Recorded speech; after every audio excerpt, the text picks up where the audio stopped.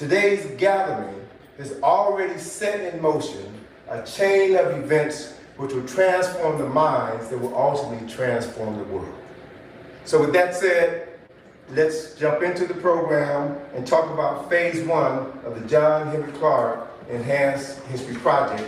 And what better way to get today started than to hear from the man himself. History is a clock that people use to tell the political and cultural time of day. It is also a compass that people use to find themselves on the map of human geography. History tells of people where they have been, what they have been, where they are, and what they are. Most important, history tells of people where they still must go, but they still must be. Dr. Clarke often said that African people were written out of the respectable commentary of human history. In other words, our past has been erased and the erasure has been forgotten. Our story was replaced by his story. And so efforts are currently underway, as I'm sure you all are well aware, efforts are currently underway to prevent the teaching of our story in classrooms, to talk about it in general settings. And so as a result of people doing whatever, continuing the process of erasing us from our history, it's important for us that we do what we must do. And that is to claim our history. And if we can't teach it in the classrooms, then we teach it in the households. We make our homes a classroom. We make our communities a classroom. Our barbershops, our beauty shops, our churches, our fraternities and sororities, whatever we may be, we use those spaces in order to educate our children and teach them the truth of who they are. That's the only way that we can free our minds. A week from now, people will be celebrating, commemorating Juneteenth. And so we need to put some things into perspective. Juneteenth was when the Union troops freed the behinds of enslaved African people, but they never freed our minds. They never freed our minds because they knew what we would be able to do if we remembered who we were and were able to act on those memories.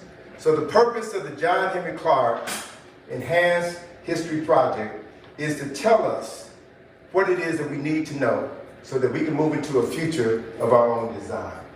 So if we think about Dr. Clarke and his legacy, Dr. Clarke was a master teacher, but he began his career as a master student. He studied under greats such as Arthur Schomburg. He studied under greats such as Willis and Huggins. He studied under John G. Jackson and so many other scholars in New York City where he lived most of his life. And he became a master teacher. And as a master teacher, he taught Dr. Ben. As a master teacher, he taught Kwame Nkrumah. As a master teacher, he taught Malcolm X. And 3 generations of students in colleges and universities throughout the United States and around the world. So Dr. Clarke was in the forefront of the Black Studies movement in the 1960s. And that he was also the founding president of the African Heritage Studies Association. He's founding president of the African Heritage Studies Association, whose job it was to ensure that our story was told properly by our scholars and our people. And so Dr. Clarke has written the introduction to numerous books. And I'm very pleased to say that Dr. Clarke wrote the introduction to my second book, Now Valley Contributions to Civilization. So this program today honors a man who has transformed the lives of so many people. And it tells an enhanced story of African people. So what we will be unveiling today is the African Eyes mural, where we will be documenting within this graphic piece of art 8,000 years of African excellence and success. The story speaks for itself, but we have to be clear of what that narrative is so that we can make sure that our children and everybody in our community understands the proper narrative in the proper context. So I'd like to begin by running through some of the 8 components which comprise the African Eyes mural, which is the cornerstone of the John Henrik Clarke Enhanced History Project. And it begins with a depiction of the cosmos. You know, every people have a creation story. A story about the creation of the universe. A story about the creation of the planet. A story about the creation of human beings who came to Earth in order to create themselves, to create art and science and architecture and philosophy and engineering. That's who we are. We are creators. And as creators, we are standing on one of the greatest legacy of creators in the history of mankind. So within the Nile Valley, Africans identify the cosmos as a female figure who is known as Ma'at. Ma'at represents those universal or multi-universal concepts and ideas which govern every aspect of the universe, every aspect of life here on planet Earth. And the principles associated with Ma'at are truth, justice, righteousness, balance, harmony, order, and reciprocity. These are the guidelines with which our lives will be measured in terms of our relationships with each other. Our particular solar system lies in the Milky Way galaxy. And the Milky Way galaxy is mediated by another cosmic sister by the name of Nut. So Nut is not just the sky. Nut represents the Milky Way. And the Milky Way was the cosmic reflection of the Nile River. The Milky Way was the river in the sky.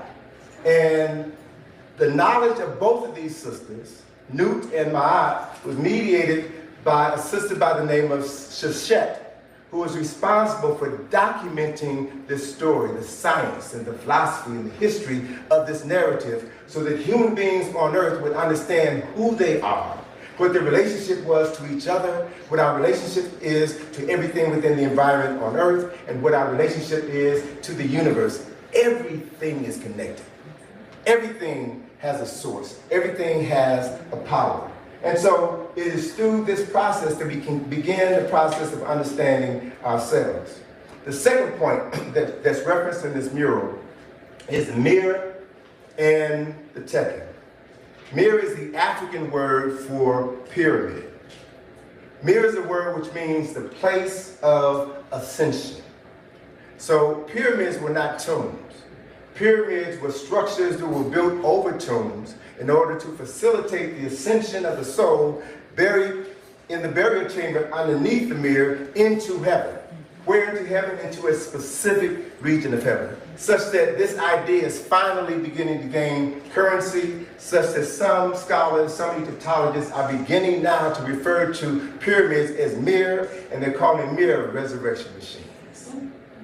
That's what they were built for.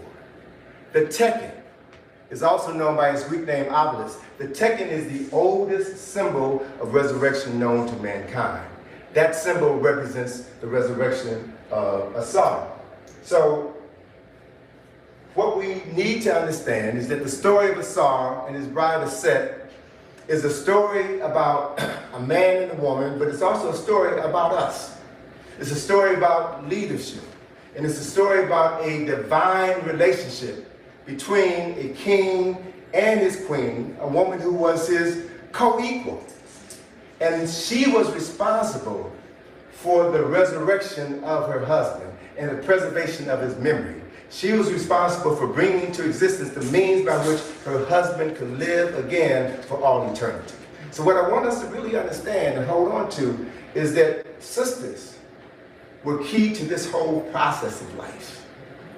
The very essence of life itself and the maintenance of life is all represented within the Nile Valley by an acknowledgement of the power of our feminine source.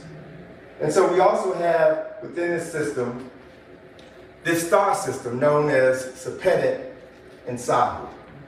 Sahu is the constellation that we refer to now by its Greek name, Orion. It's a series of 7 stars, and the first star in the belt of Sahu is that point in heaven where our ancestors said that all souls go to be reborn. And so that constellation is named after Asar. It's called Sahu, and the 3 stars in the belt of Sahu point to the star that represents his wife, a set. So the essence of a star and a set is embodied in the heavens, in the constellations. So there is a profound relationship between what is above and what is below. Activities that take place in the heavens and corresponding activities that take place on earth. And so it's about knowing this and understanding this knowledge and how we can live and function and thrive within this understanding.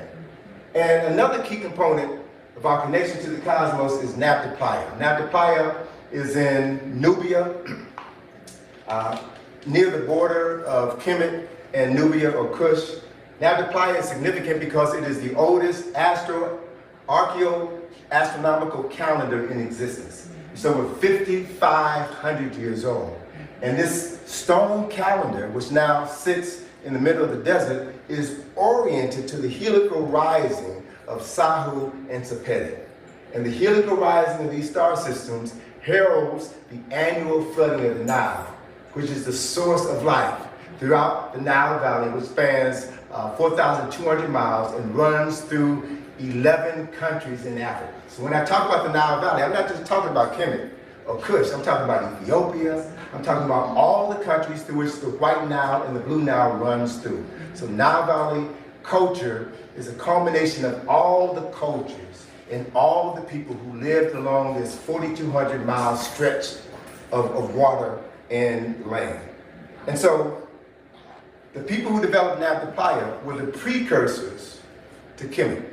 And they came into the Nile Valley with the knowledge of astronomy, a knowledge of architecture, engineering, chemistry, and philosophy, and their knowledge helped to jumpstart this ancient African civilization. The third point is Ipet-I-Sut, which is also known as Karnak Temple. It is the largest temple complex ever created by human beings on the earth. It was also a university. These temples were also universities, places where scholars, scholarly priests and priestesses taught the knowledge of the universe. It's important to note that within this facility at Ipet-I-Sut, over 82,000 people, men and women, worked within this edifice. A huge structure of profound importance. And so this temple is dedicated to the spirit of Amen. Amen is an African word which identifies the unseen presence of God Almighty. And lining the entrance to this temple are a series of round-headed or Amen-headed sphinxes. And that what you see here is a distinct attribute of Amen, is a ram's head with the horns that curl underneath the ear. This is a specific type of ram which is indigenous to Kush, Nubia, or the Sudan. And so Amen, the Holy of Holies of Amen, is the most sacred part of this temple, and it was referred to as the ancestors' room, an acknowledgement of the fact that God, the Creator, is our greatest ancestor. And so as we leave Ipet-I-Sut, we go to the fourth point, which is Kush. It's important for us to understand, it's important for us to remember that the civilization of Kush preceded the civilization of Kemet, and it actually lasted longer than Kemet. It is in Kush where you will find pyramid fields. There are more than 400 pyramids or mirs in Kush. More mir in this one country than anywhere else on the planet. And it speaks to this legacy, which for the most part has gone pretty much unknown. Very few excavations have taken place in Kush because that's where the knowledge is. And until we begin to invest in digging up this knowledge, it will remain hidden. We have a lot of work to do. And we need properly motivated young people to begin the process of doing that work for future generations, for the benefit of future generations. And it is in this area, in Kush, there's a mountain known as Jebel Barka, which is also a place where the spirit of Amen resides. As a matter of fact, within this ancient history, they say that this is where Amen was born. This is his birthplace.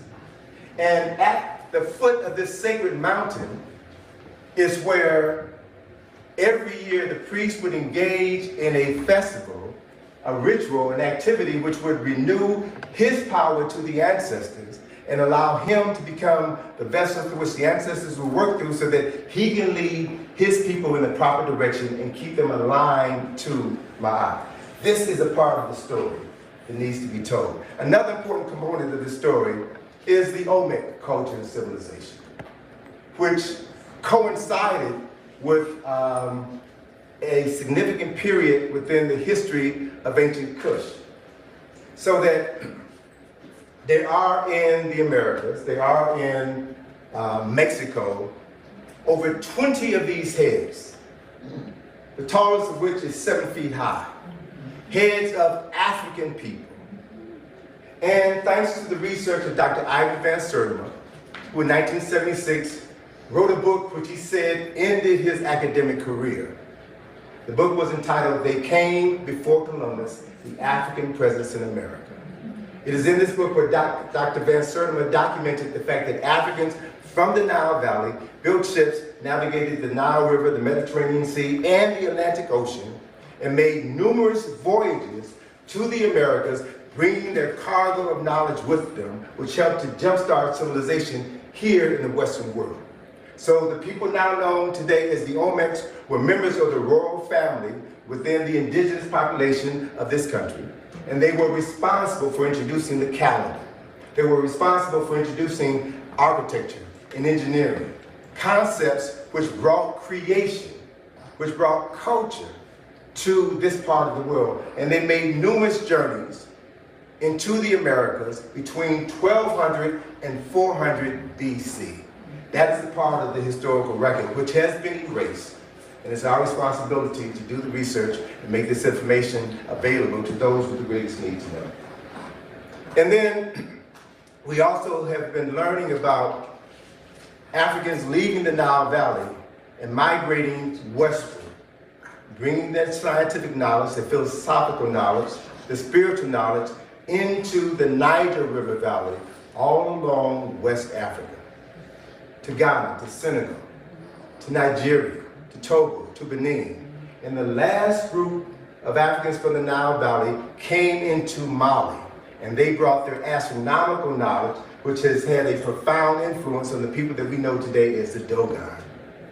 And an important component of Dogon cosmology is the relationship between Potolo and Sigitolo, the star system which in ancient Kemet was known as Sepede. It acknowledges the star Sirius and its companion star, which is unseen to the naked eye. So we see here a literal transference of knowledge from one part of Africa to another part of Africa. And it's, again, another story which must be told.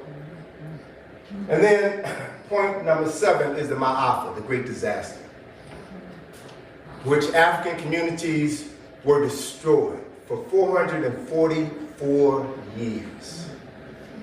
Millions of African men, women, and children were separated from their homeland,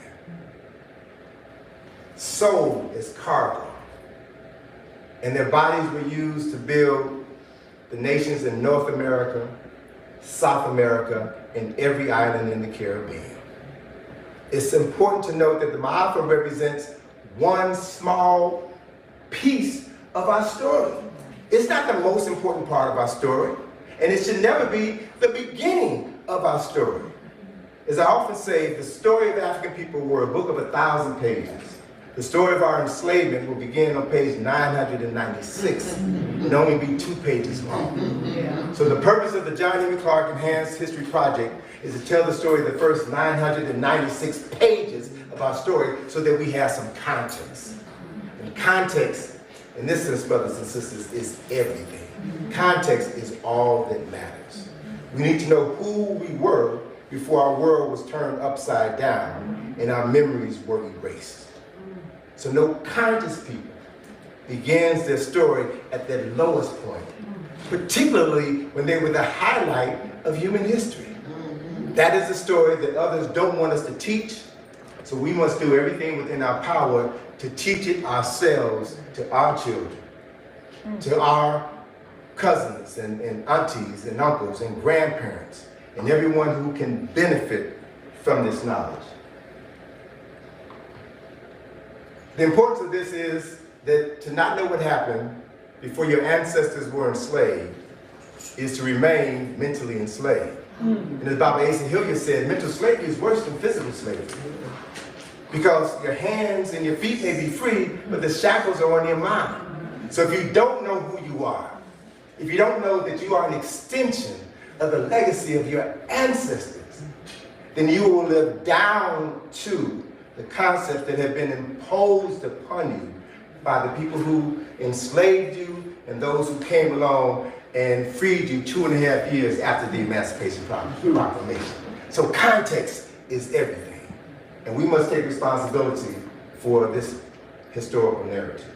And the eighth component, the final component in the John Henrik Clarke Enhanced History Africanized mural is the National Museum of African American History and Culture. That's what brought us here today. It's an incredible edifice with a profoundly important story. But in order to understand what is there, you must know the prequel. You must know who we were before our world was turned upside down. Then everything else that is in that building will make so much more sense. So as part of the other elements that we'll be talking about in the final phases of this exhibition, we'll be dealing with the symbolism of this building. The corona, the exterior of this building was modeled after a Yoruba shrine post, a West African shrine post. So you see 3 inverted pyramids. And they represent ancestral spirit coming to the mind, the consciousness of a priest whose job it is to bring this knowledge to everyone in the village. So we are divinely connected to our ancestors. And we must renew that connection, and we have a responsibility to share that knowledge with everybody within our community. Also within this structure, the architect, David Ajay, Ghanaian architect David Ajay, made it a point to design the corona, this West African motif, which is the exterior of the building, and he designed it to an angle of 97 degrees so that it would buttress against the capstone of the Asar's monument, the Washington Monument, which is 17 degrees. He's now making a direct architectural and symbolic parallel between Niger River civilization and Nile Valley civilization. So when I talked about Egypt on the Potomac in 1986, that wasn't a stretch. That's a historical fact, that's a historical reality. Another important component of this museum, which I refer to as a shrine house, because once you understand the significance of this building and the objects that are in the building of enslaved Africans and freed Africans who struggle for their freedom, justice, and equality, you know that the things that people wore, the Bibles that they carried, the houses that they lived in, contain their energy. And that energy never dissipates. And all of these objects are in this building, which means the energy of the owners of these objects is also in that building. It means that that building, just like the Thurgood Marshall Center, is a shrine house. And so when you know that, when you understand these ancestors and how to commune with these ancestors, you then can become a vessel through which they will work through. So the architects of this building made it a point to design at the entrance of the building this circular structure known as an oculus. In architecture, an oculus represents the eye of God. This oculus stands at the 15th and Constitution Avenue entrance of the museum. And it stands at an actual site of a slave auction block.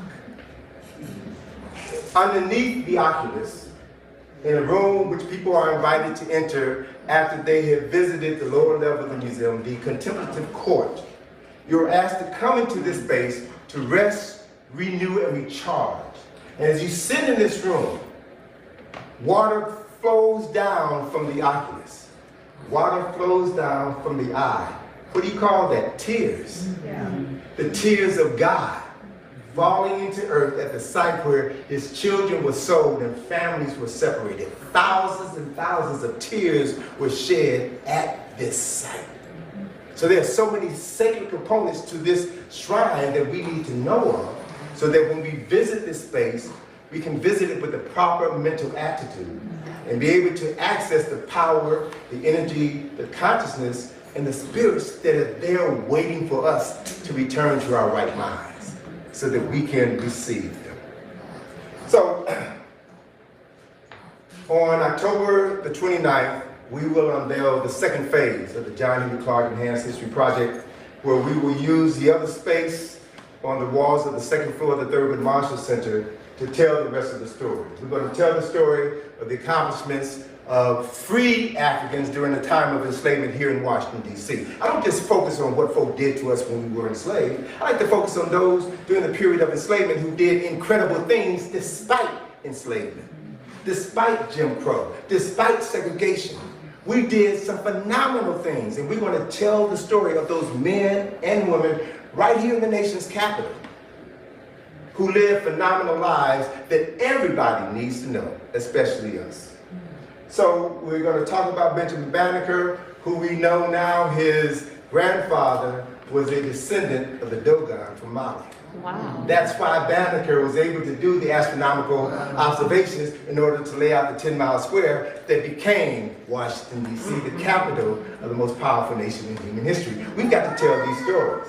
And the space upstairs will also allow us to put new and revised murals that are part of our Egypt on the Potomac field trip, so that we will have a new narrative in this space on the second floor of the Thurgood Marshall Center, which will be the place to be for those who want to come and learn about who we were before you go to the National Museum of African American History and Culture, or afterwards, so that you have some context. And we're going to give you the tools to continue your journey to knowledge of self. So all of that will be available here, and our grand opening for that event will be on October the 29th, 2022, right here in Thurgood Marshall Center. That event will be open to the public, and we'll be giving you information about that in the very near future.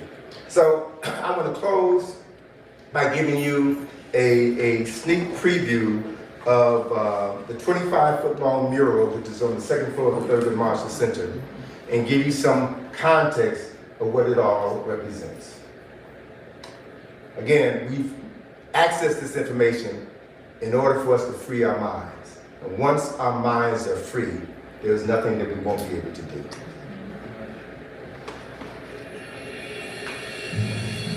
In the beginning, our ancestors knew not. They studied. For 4,000 years, they learned all there was to know, and they taught others. For 1,000 years, they spread their wisdom from the Nile to the Niger. Then came the Ma'afa, the great disaster. Enslavers made it illegal for Africans to read and write. They were forced to forget all they had learned and taught. They built America from the Hudson to the Potomac to the Mississippi and beyond. After 400 years of forgetting, they forgot they had forgotten.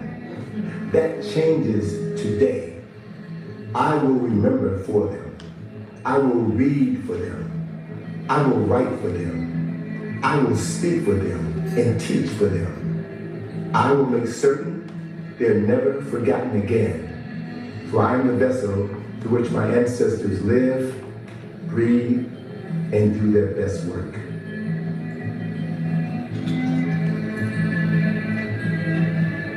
So that, brothers and sisters, is the essence of the John Henrik Clarke Enhanced History Project. That is African Eyes, 8,000 years of African excellence and success, which we will showcase here in the Thurgood Marshall Center. And this energy, this knowledge, this power will emanate from this building throughout the city, throughout the country, and all around the world if we're willing to do our part. So at this point, I'd like to bring up Atlanta Strada and Deborah Watkins and have them talk briefly about the educational applications of this knowledge. We're not just keeping it to ourselves, we're looking at how we can expand this information and make it accessible to everyone who needs to have a new perspective of history and culture. So, Atlanta, Deborah.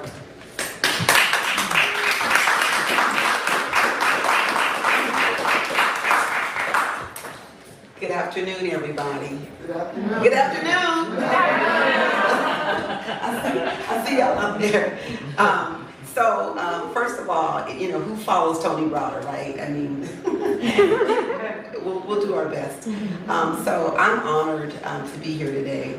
As Tony said, I'm Deborah Watkins. I'm the founder and executive director of a Black Education Network. And I realized that there might be people in the audience who really don't know anything about a bin. We call it a bin for short. And by the way, a bin is a Songhoy word that means the buck stops here. It is finished. And that's why it's important to pronounce it as a bin and not a bin. And so Lance is going to cue up my video, and I'm going to, it's just a short 2.5-minute video about a Black Education Network, a bin for short. And before it starts, I want to say that I first met Tony Browder in 2013. I was fortunate enough to garner a very large grant from the Kellogg Foundation. And the grant's purpose was to dismantle racism in our lifetime. And I said, we're gonna send all the white people to Mars, how are we gonna do that? It wasn't gonna be possible. Well, I took the money anyway. And I said, okay, let me take this $400,000 and actually start seeding African-centered work. And so when you go to Ben's website, which you'll see at the end of the video, you'll see I have a page. It's called What We Do. And if you on the navigation bar, and if you click on this one section called Capacity Building for Black-led Organizations, you'll see the kind of work that we do. I'm happy to see that there's Monica Utzi's here. We've poured into Sankofa Homeschool Collective. Kenna Clemens is here. We've poured into her fabulous Children of the Sun curriculum. And Pierre Pinnick. So Pierre Pinnick is Tony hasn't met her yet. I wanted her to be here today because Pierre Pinnick has been in charge of a K-12 curriculum at the Smithsonian's African Art Museum since 2007. Yeah. And she's amazing. Yes, if y'all don't know Pierre Pinnick, y'all please get to know her. But I was going to tell Tony, because I was there yesterday to see the Nollywood exhibit that's up there now and some other permanent exhibits. But I was going to tell Tony that that's who we need to connect with, right? Because they really do start our story, in Africa as opposed to in enslavement. So here's a quick video of the work we do, and when it's finished, I'll just mention a few of the projects that Tony and I have worked on together, and how this John Henrik Clarke Enhanced History Project is just another installation in the partnership that we have nurtured now for nearly 9 years.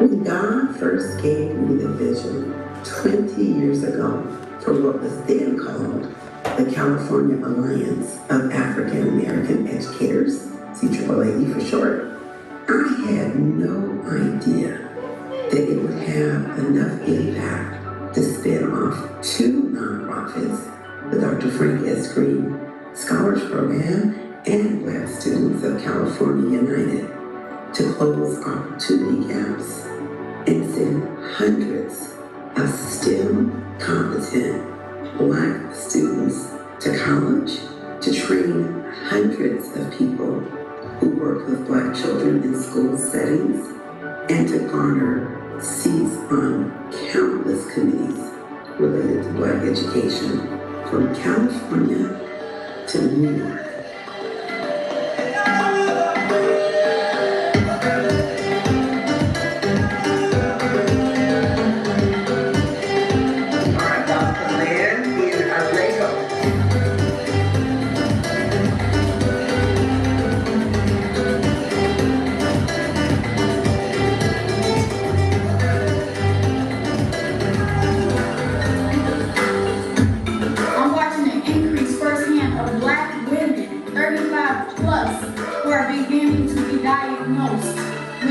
Anxiety, and schizophrenia. True Blackness is a declaration of unapologetic and revolutionary love of Black people. As you're trying to move forward, you need to be looking back on all the things that produced you at this moment and how who you are might be contributing to the demise of Black and brown students.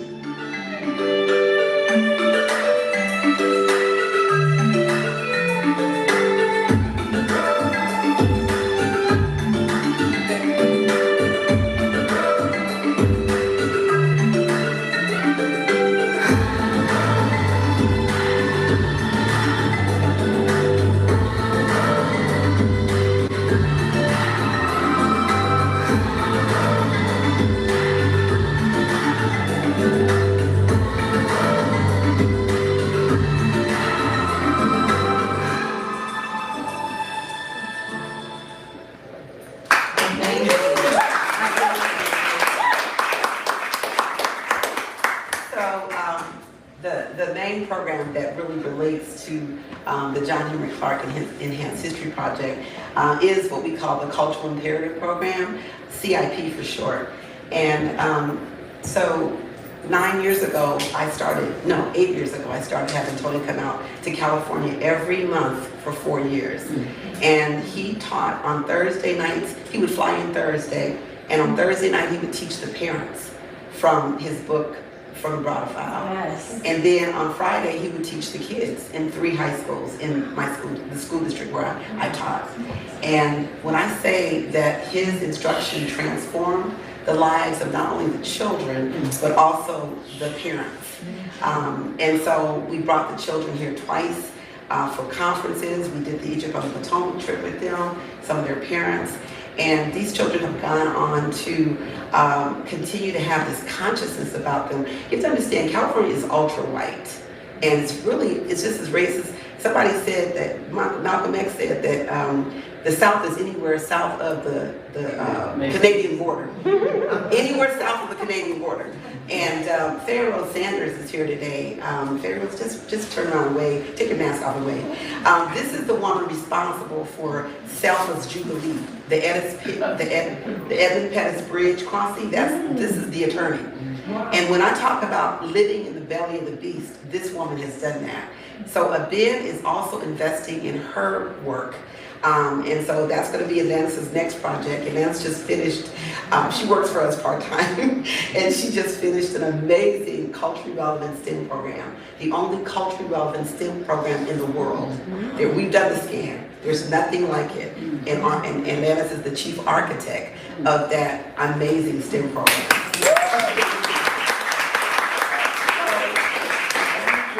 Without further ado, I'm going to bring up Ms. Atlantis and toss it on over to her. But again, I am immensely proud of the work that Tony has poured into this John Henrik Clarke Enhanced. He named it, he visioned it. All I did was go out and get a little money to help bring his vision to fruition. So we're very excited that you're here today.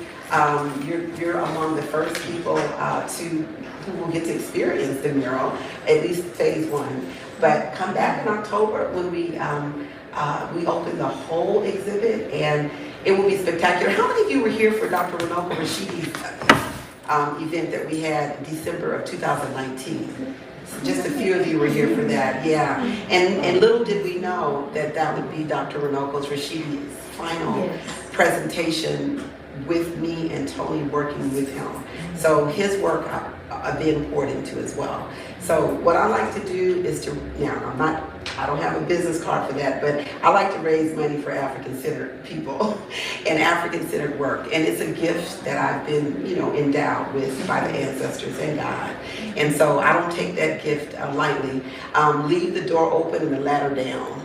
That's my philosophy. Leave the door open and the ladder down. So we as a collective African people must always leave the door open and the ladder down so that those people who come behind us can also lift as we climb. Thank you.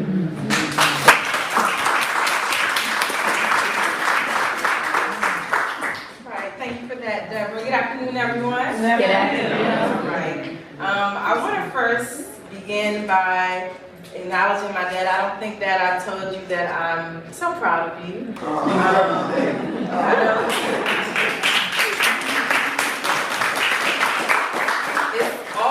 interesting to see my dad start a project, and you never know where the path is going to take you. So I always love to see the end result, and it's always magnificent.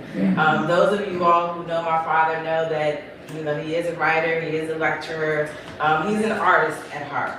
And so it's always good to see how he brings or expresses the artist within. With your help.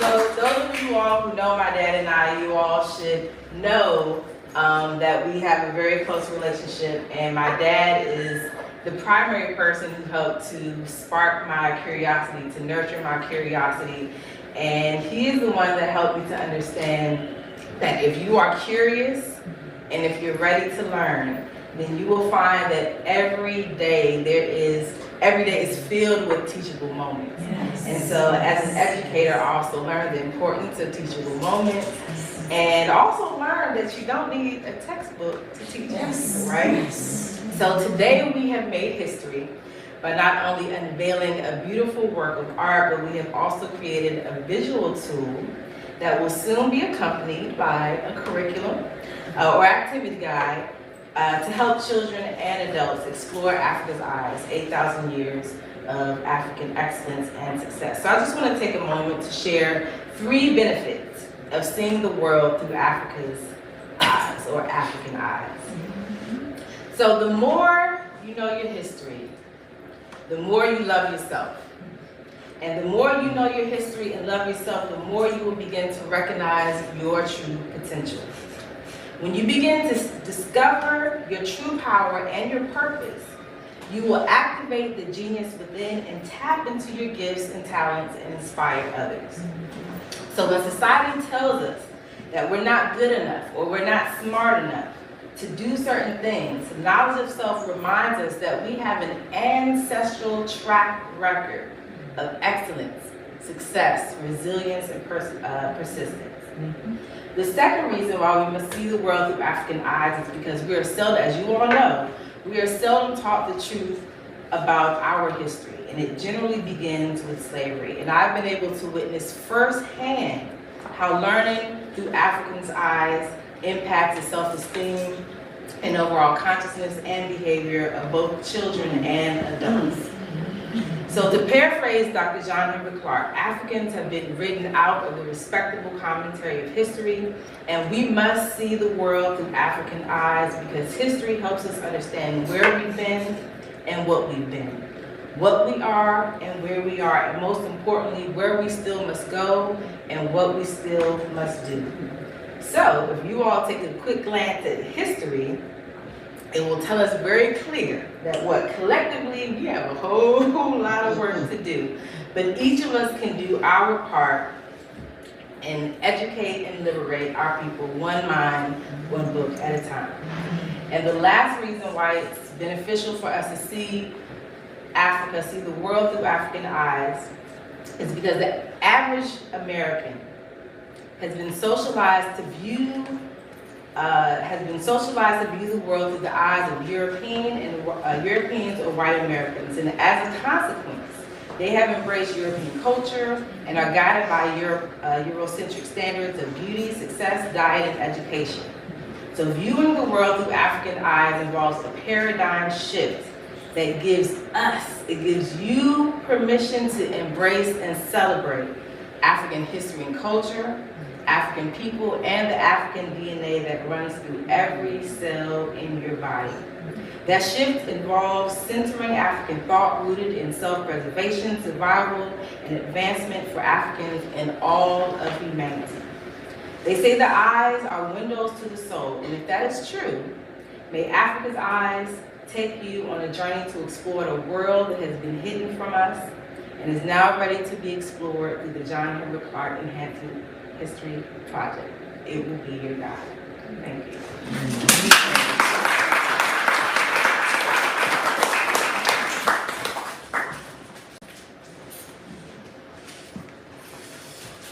Thank you, Alexis, and thank you, Deborah. So as we wind down, I do want to acknowledge a couple of special guests that we have. You all are special, but I want to acknowledge some very special guests that are here today. First and foremost, I want to acknowledge Sister Free Benjamin, who is the artist who took the concept of the mural and in a few minutes. So Free, come on up here for a second. Yeah, come on up here for a second.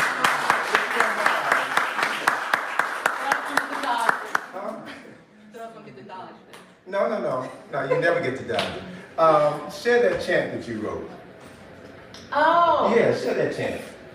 This is the perfect place for it. The ancestors got your back. All you gotta do is call them and they'll be right there. You got to give them a little offering in your day. Then say amen and Ashe. And Ashe. Thank you.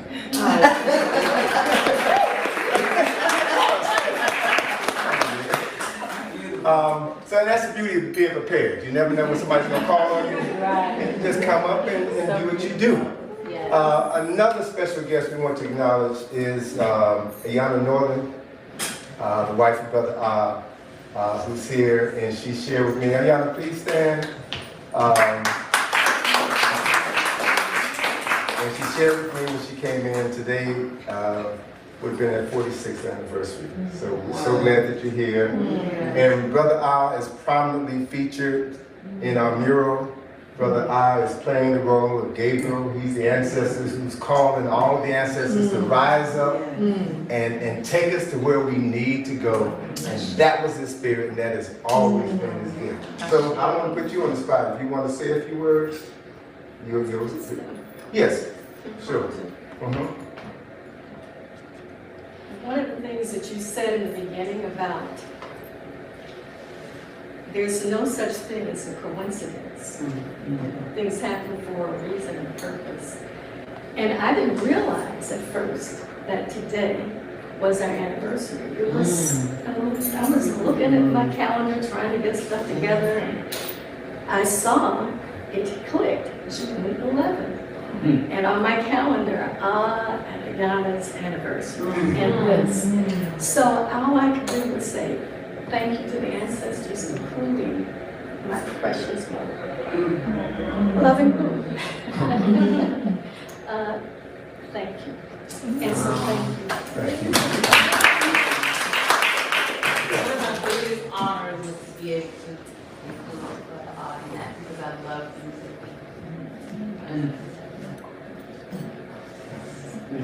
So the music that you heard in that little video piece behind my poem, that's Brother Oz's music. It's a piece called The Sea. And for those of you all who've done our Egypt on the Potomac field trip, I work with Brother and his music is the soundtrack for everything on Egypt on the Potomac. So Brother and I go way back, and he's been such an integral part of my life, and it's my honor to be able to immortalize his essence so that the world can know and cherish the essence of this great spirit who is still with us. Yes. And we can't forget that. His spirit is still with us.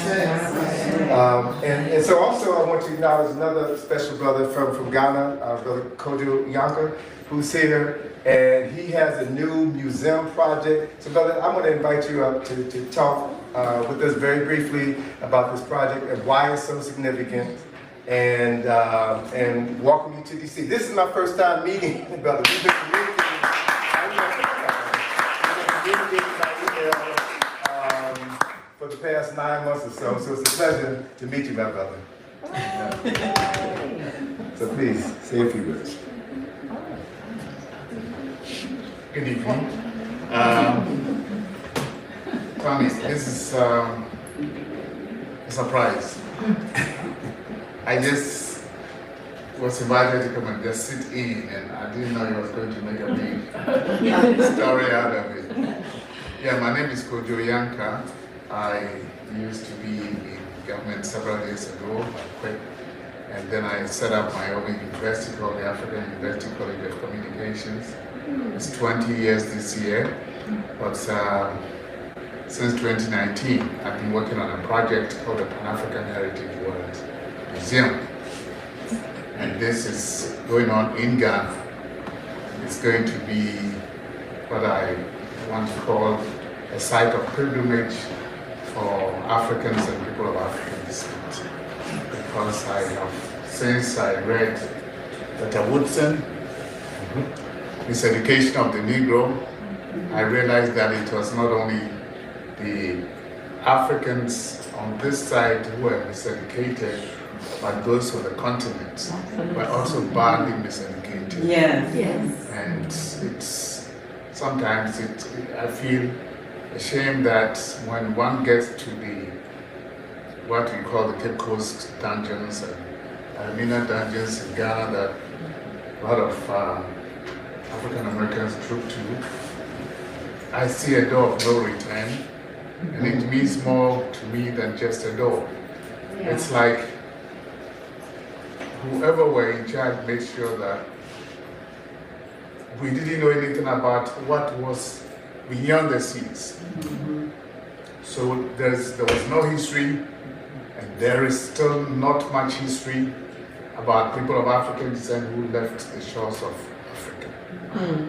Equally, we also do not know anything more than just a few names that we read in the news about those who departed from Africa and went on the other side. So I have been chairman of PANAFEST, Pan-African Heritage Theatre Festival, for 10 years, and I have been in this space for a while, and I have thought that it was necessary for us to have a site of pilgrimage where we would all meet and know about ourselves. All the books that we have studied, including those I studied from in history to pass my advanced level examinations, were all by Europeans. And I know more about the history of Britain and the history of North America more than the history of Africa. So on the continent itself, when I was growing up, I knew very little about the continent, but we're not taught about African history. And after establishing the university, and I established the university for a reason, I call it the African University College of Communications, so that we can start training the young ones about Africa is not just your little country, Ghana. Your neighboring countries are part of it. Kwame Nkrumah fought for African unity, and then beyond that, Kwame Nkrumah united with those in the diaspora and went through all the congresses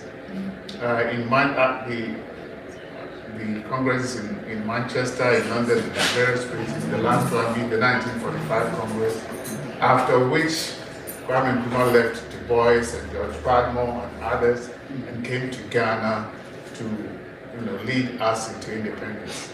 And Ghana being the beacon of liberation on the continent, it is right that we have a center here to invite everybody to help unite the African family. Now, the whole idea is not the normal museum you enter, go through galleries, come out and drink a cup of coffee, and then that's the end.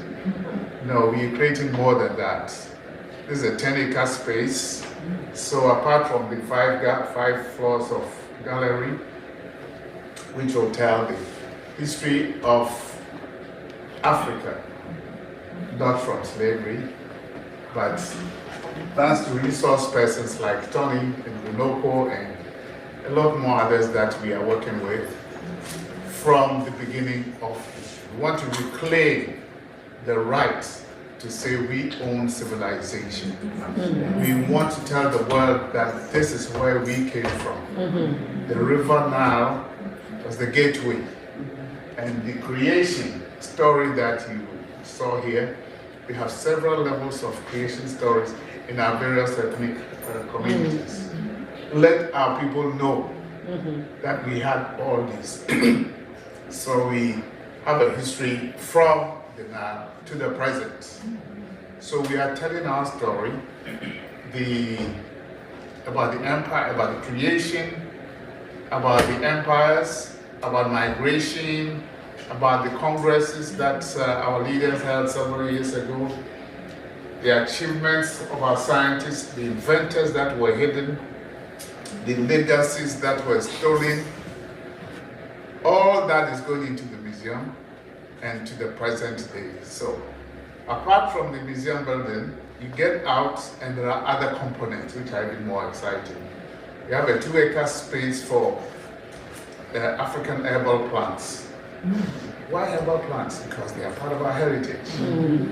And we want to talk about not just the physical relationship, but the relationship to nature and spirituality of the African. All that will be there.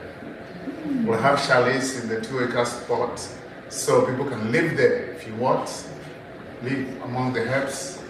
And you don't need to be a vegetarian to be there, but you can have access to the whole food shops and the herbal shops and all that. We'll have practitioners there. We are working with about 15 plant scientists from various parts of Africa and diaspora, and they are working on classification. We've determined that there are about 30,000 species of herbal plants in Africa. We cannot plant them all, but as many as we can get into Ghana. There are some in South Africa which can only grow in South Africa because of the weather, but we will bring those that are possible from other parts of the world to the site. Now that is just one. We have the Palace of African Kingdoms. All these kingdoms we pass by in history books, we want to bring them physically on the ground for people to see. So we have creators who are looking at 25 ancient empires, including a lot of empires that Tony has referred to, and then those that, the modern ones. So we have ancient and modern kingdoms. We'll have curators telling us the history of every kingdom. Why are they no more? Why are they not existing? So what did we lose as a people by the invasion of the Greeks, in those early days? What did they take away that they now think belong to them? We should let our children know. So all that history will be told in the kingdoms, and then the modern, those that are still existing, like the Zulu, the Ashanti, the Benin, they will all be there. We are in touch with all the kings. They are ready to bring some of the replicas in their kingdoms into the spaces that we're going to create, so that students can go around and learn about them. Of course, when you learn about them, new ideas come into your mind. So we'll have creative center. People will have to create with the new ideas that we're going to gain from there. The third component is a garden of African heroes and heroines. A lot of them were hidden from history because we were not writing it.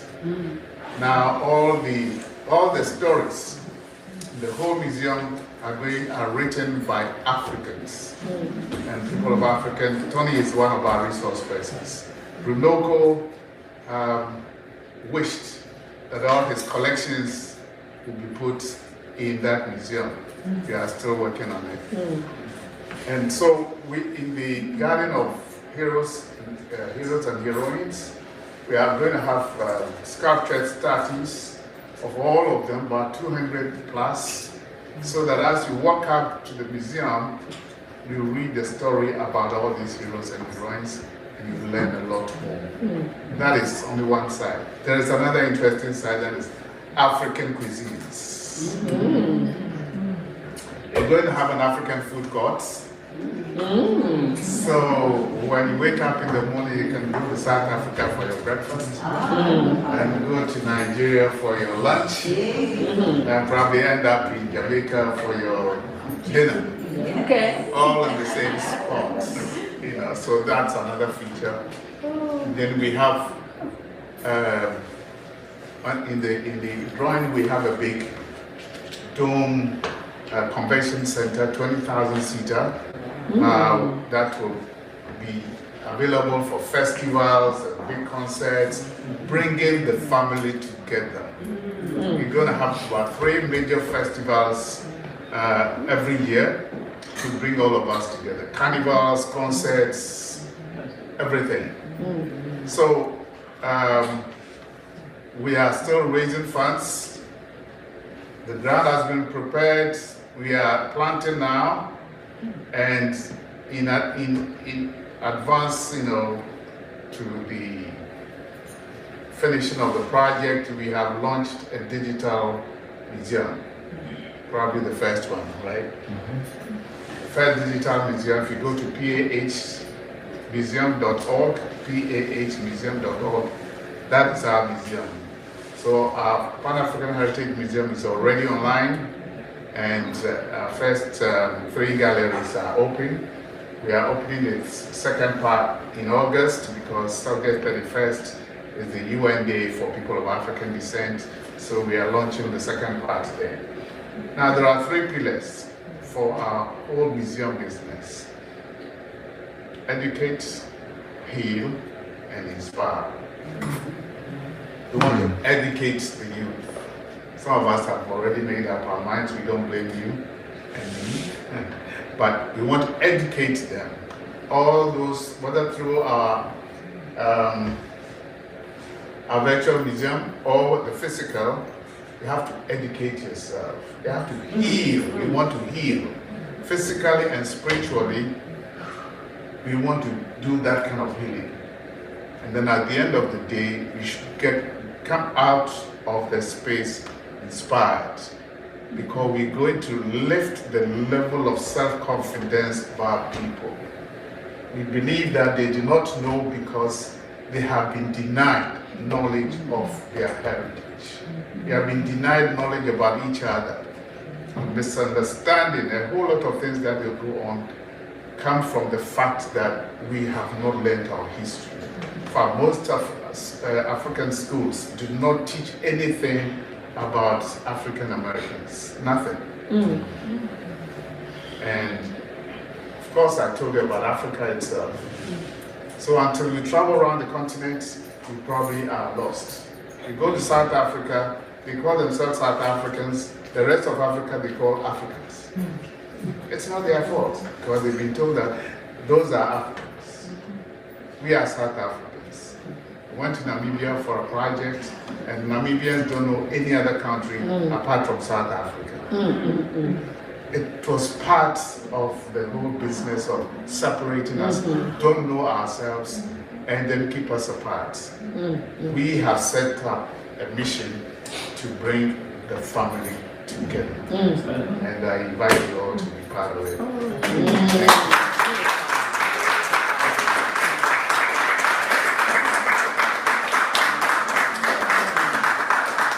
Thank you for that information and the insights, and also for giving us something to look forward to. One of my takeaways from your comments is inspire. Inspire in spirit, which means to open yourself up so that your ancestors can come and work through you. That's why we're here.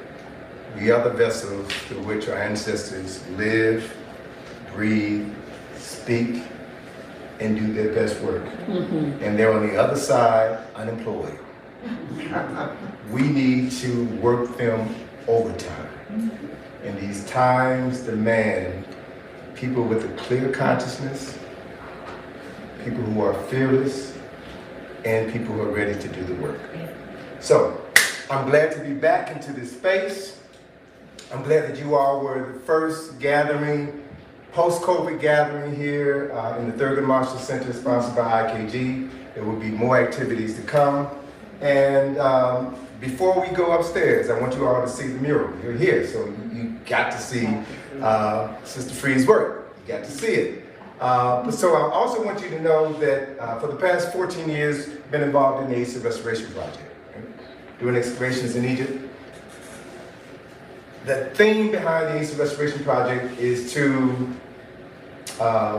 restore the legacy of the 25th dynasty in Kemet, and to preserve the legacy of Dr. Asa G. Henrik III. Asa was a master teacher. And so what we're going to be focusing on through the John Henrik Clarke Enhanced History Project is the domestic application of the Asa Restoration Project. Taking that knowledge that we have accumulated, I've been traveling to Egypt for 42 years and gathering a lot of information, and that information and so much more is needed right here at home. So we're going to be using all of the means at our disposal, working through Ben, working with Atlantis, working with Sister Fire, working with anybody who wants to be a part of helping to transform the consciousness of African people in a time of serious need. We're going to be working together to do our part so that when we're no longer here, 100 years from now, 200 years from now, when our descendants gather, they may gather under a mural that might have your picture on it because you did the work. So I want to invite everybody watching to come down to the Thurgood Marshall Center, which is located at 1816 12th Street Northwest in Washington, D.C. Come to the second floor, take a look at the John Henrik Clarke Enhanced History mural, the Africa's Eyes murals, and let that picture elicit concepts and ideas and feelings and emotions from you. And may you be inspired now to pick up a book, to get off of Facebook and put your face in a book, right? To read, to study, and to cultivate meaningful relationships with people who are on the same path as you, so that we can restore that which was once illegal in this country and create a world that our children's children's children will be grateful to inherit. So with that, come on, come, Sister Fire Rose. Oh, okay, well let me, Sister Fire Rose never met a mic she didn't like. We don't even have a microphone. But this has been my partner in crime and liberation in Selma and other places. And so I have to bring her up here to say a few words. You gonna take your mask off, Sister Fire? All right, so come on up here. And she is fire. All right, she is fire. Okay, I'm not gonna take long. I know y'all don't know about the work that Atlantis and Tony do in the North, but I want you to know what he's doing in the South, what they're doing in the South. You may know that, like most states, they banned the teaching of Black history and all that, right? But about 10 years ago, my husband was in the state senate at the time over the education budget, and we were able to actually put ancient African history into the school system. As a matter of fact, we had a training where the superintendent, he just fell in love with Egypt. And what I want to say is that the test scores went up and the discipline went down. And the county was Perry County. In the news, what you might know about it is that's where Jimmy Lee Jackson was killed that led to the Bloody Sunday March. And we're still trying to get back into that system. I think for years you came. Yeah. Asa even came, Dr. Hilliard even came. So we've been trying to get that history for years in our system, and we're just so proud. And my sister sitting here, she got a project I'm so excited about, because Atlantis, I came up with this idea of the woke box, because the teachers don't know how to teach the history, they don't know it. Right. So we had to come up with a simple way for them to see it, starting with ancient Africa. We used the books that Atlantis wrote and Tony, so that the teachers, all they have to do is open the woke box, in the sense of world of knowledge and experience.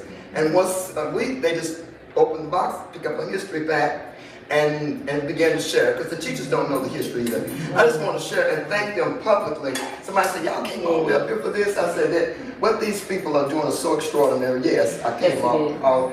What I'm mad about, my grandchildren were supposed to be on the plane today, and they didn't get on the plane. So I was really mad at my sister and at their mother. But anyway, that's a personal matter.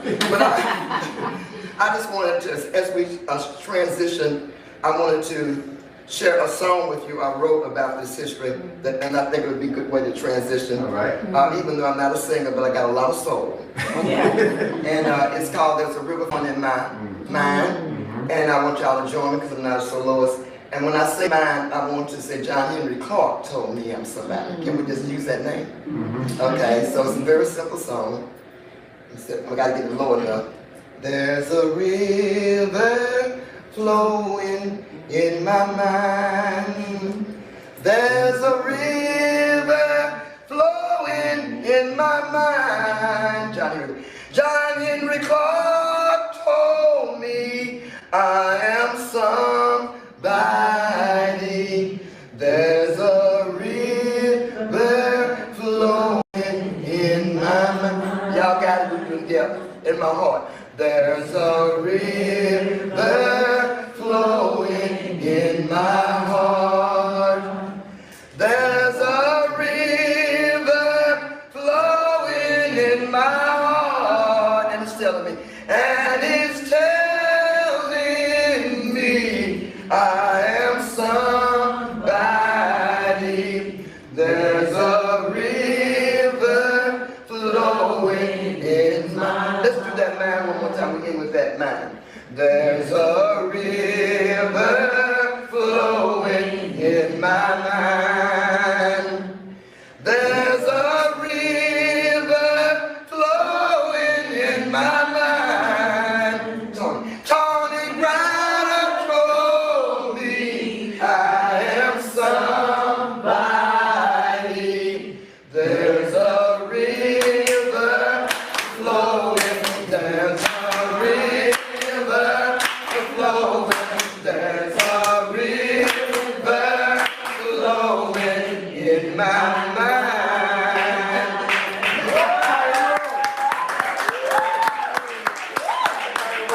Edward, song, school, church, wherever you want to add. Bobby, you might want to get her to do one more chorus as we get together and sing. Oh, okay. So this is my director here. So what we're going to do is walk right up the stairs to the second floor, walk down to the end of the hallway so you can see the mural. And so Kamon has agreed to follow us live. So Sister Fire, and for those who may need to, the stairs may be a little difficult. There's an elevator on the other side of the stairs. Take that to the second floor. And we will meet you on the second floor. So I want you to be our black Pied Piper and sing us going up the stairs. Well, we're going to do There's a River Flowing in My Life, the ancestors told me, okay? All right.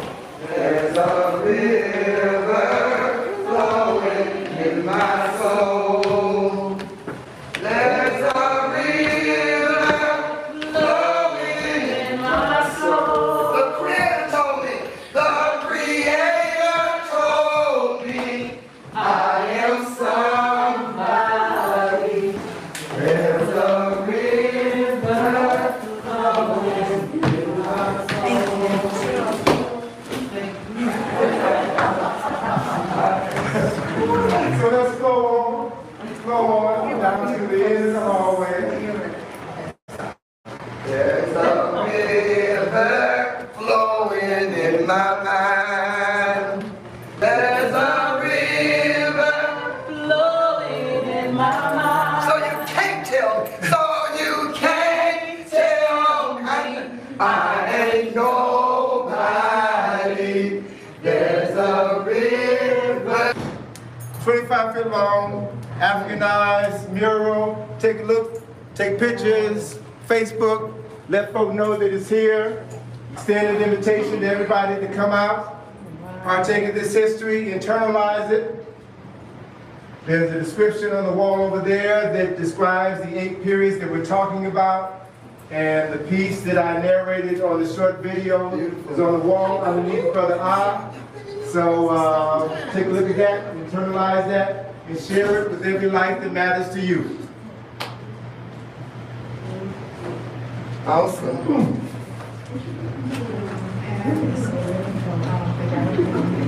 Oh. Do you plan to have Look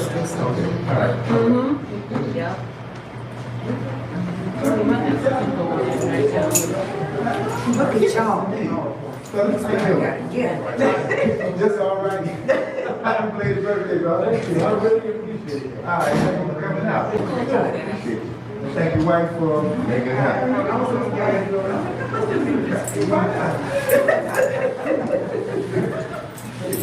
Very exciting.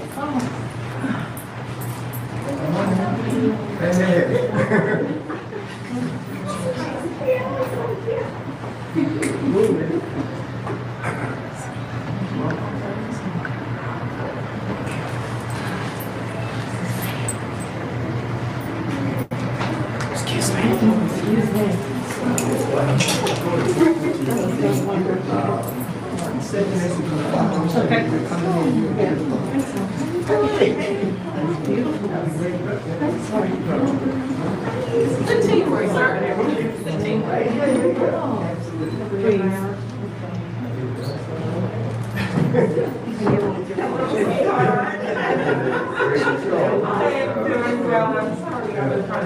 So,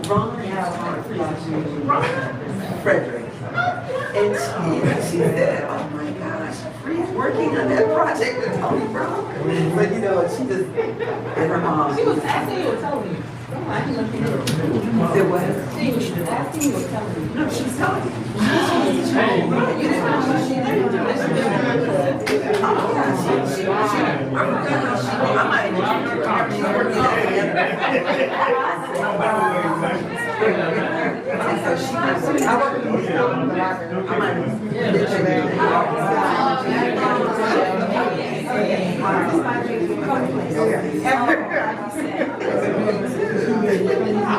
Now look at this. I'm just here for this.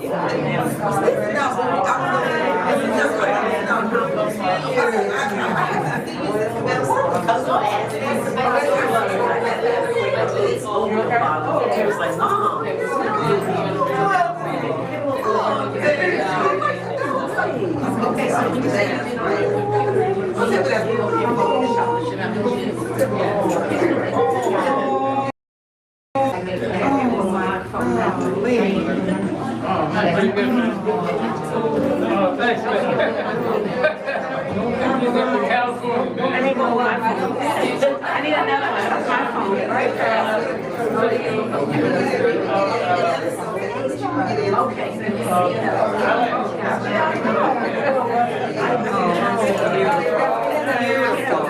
Somebody don't.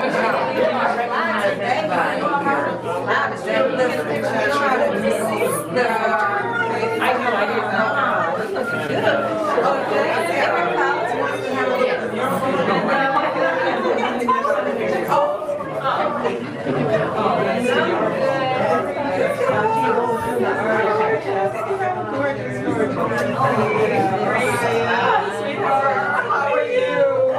Looking good to be seen. This mural is. iPhone.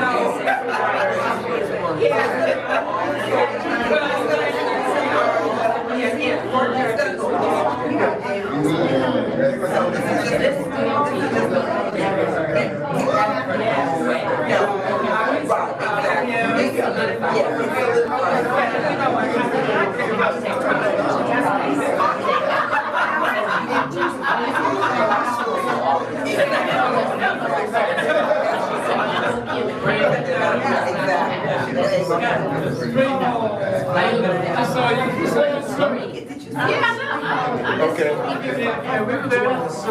So if I, we want to get a shot over here with Free and No, it was on digital. I mean, I did it on a computer. I didn't. Free? Huh? You want to be free for a minute? Bring your free self over here. All right. So, all right, it's okay. So let's get a picture under Brother High. This is for the ages. It's for the history. Let me get Queen of Who are you looking at? And happy anniversary. Yes. Oh, wait a minute. Wait, we gotta get this one.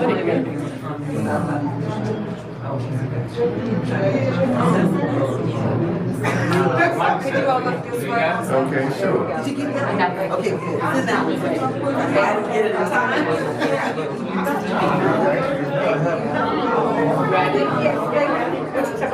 I appreciate it.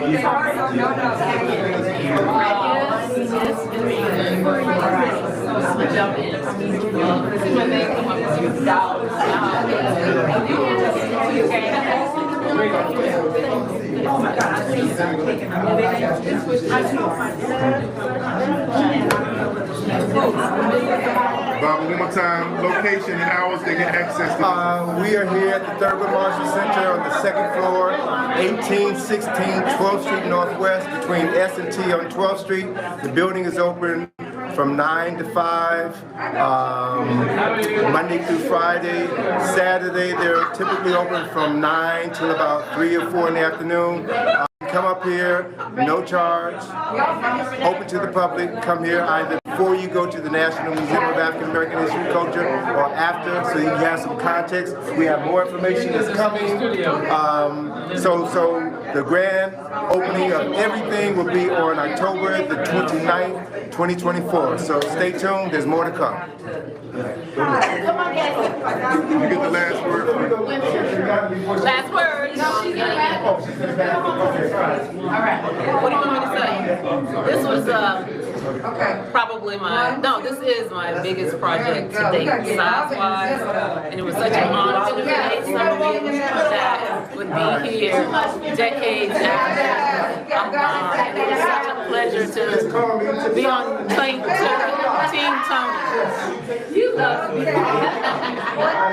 How long did it take you to do it? Well, I started actually in 2019. We kind of took a break because of COVID, not knowing when we would actually be able to have today. So I really can't answer that question. A million hours. A lot of hard work, creativity. Say what? A lot of hard work, creativity. Yes, it was such a labor of love. Yes, indeed. It was a little intimidating too. It was real intimidating. I was like, I'm gonna do what? Thank you so much. Thank you so much. Yes.